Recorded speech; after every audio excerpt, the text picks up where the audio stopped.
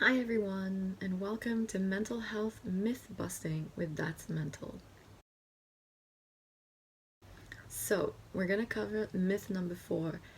This one is called Don't Be So Emotional, That's Unprofessional. I'm super excited about this myth, and I'm really glad that it was picked because I've actually already spoken a little bit on this topic before. In October of 2019, I attended a panel at the Women in Tech Regatta in Amsterdam called Hiding in the Bathroom, Managing Your Emotions in the Workplace. After that, I wrote a blog post, which I will link on the topic, and then I was even invited to speak on a live broadcast about the topic. So I've already covered this quite a bit, and I'm really excited to get a little bit more into the detail of this myth. So, I'd like to talk about how this stigma around being emotional is negatively affecting both men and women in the workplace. First, I'd like to clear this up immediately at the beginning of the video. It's impossible to not be emotional. It's just not possible. We're human beings. We all experience emotions. We're going through a wide range of emotions every day, so it's completely normal that we should be experiencing them. We can't just switch them off. So it's perfectly normal to have emotions, and of course it's normal to experience them at work because that's where we're actually spending the majority of our time. And no, having emotions or being emotional is not just a feminine thing, it's a human thing. We all experience them. I mean, wouldn't it be weird if we were constantly trying to suppress our emotions as and when we were experiencing them, right? That's exactly what we're being asked to do in the workplace when we have these type of sentences that come up that say, don't be emotional, it's unprofessional. Basically, we're being told to shut it off. Suppressing our emotions is so detrimental to our mental health. No matter what the emotion might be, if we're not allowing ourselves to experience it fully, if we're suppressing it, then we're just creating a frustration for ourselves and a lot of pain, and it will end up leaking out eventually later. Here's how this sentence, don't be so emotional, is negatively affecting men. Men are asked to be tough all the time. They're being told to man up. They're being told to be strong. They aren't encouraged to openly express their emotions in general, and even less so in the workplace. They are encouraged to show leadership through masculinity and masculine traits, which in itself is actually kind of messed up and definitely means that they're not being asked to be in touch with their emotions. On the contrary, they're kind of being asked to suppress them. Men can only really show anger, which can sometimes be seen as a sign of strength and once again of masculinity. This makes it really difficult for men to feel comfortable expressing any other emotion than anger in the workplace, or any emotion at all for that matter. And if men don't feel able to display these emotions or a wide range of emotions, then it means that there won't be any men out there leading by example, and it makes it more difficult for other men to feel that it's okay for them to embrace their emotions and be in touch with them. And therefore, we're just creating a negative cycle that keeps on repeating itself. For women, don't be so emotional is possibly even more negative when it comes to us. First of all, because being emotional is perceived as a feminine trait, whereas, as I explained before, it's got nothing to do with that. We're all humans, we all have emotions.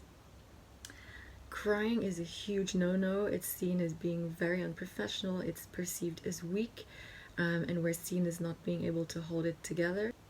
Anger is not really seen favorably in women because it's interpreted as being bitchy or bossy, so once again, we're asked to suppress that emotion.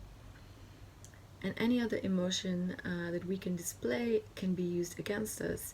It can be classified as us just being sensitive, or sometimes, unfortunately, even boiled down to things like, ah, she's on her period, which, yeah, I know it sounds crazy, but this is actually the perception that people have, and things that is still said to this day. Or it's just brushed away as this being women and sensitive, and that's just how it is. So ultimately, the sad thing about this is that no one is making an effort to understand each other, and we're all just writing off how we're feeling and suppressing our emotions. It's a real shame because not only is it detrimental to our mental health, but in my opinion, it's also preventing us from building honest and meaningful relationships with one another, because we're not making an effort to really understand how the other person is feeling, and we're not embracing that either, on the contrary. Because of this, we're often really ill-equipped to deal with someone else's emotions in the workplace, and that's also why this sentence comes around. It's super awkward for us, we don't know how to deal with it, we get, confused, scared, whatever, we shut down, we run away. And that's also why, you know, people are told to suppress their emotions. Positive emotions are maybe a little bit more encouraged, but once again, I mean, it can be labeled as competitive, it can be seen as over the top, or even if you're very enthusiastic, sometimes you might even be called a suck up, you know. Again, it can be perceived negatively, unfortunately. So overall, it's really difficult to display emotions honestly in the workplace. What I'd like to leave with you is the following.